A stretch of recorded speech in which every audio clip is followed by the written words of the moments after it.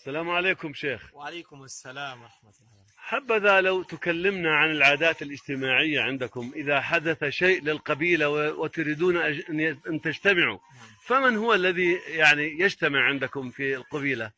أولى الناس بالاجتماع الذين تزوجوا بأربعة. نعم. الذي تزوج بأربعة له أن يتصرف في الاجتماع كيف شاء ويتكلم متى شاء.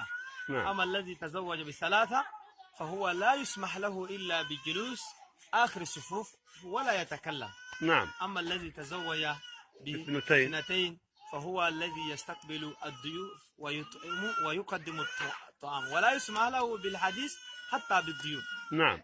أما الذي تزوج بالواحدة نعم. فهو ليس له إلا أن ينظف الحمار ويبقى في الخارج بعيد عن الاجتماع، ثم أيضا لا يتكلم ولا ويعلف. يسمح. نعم.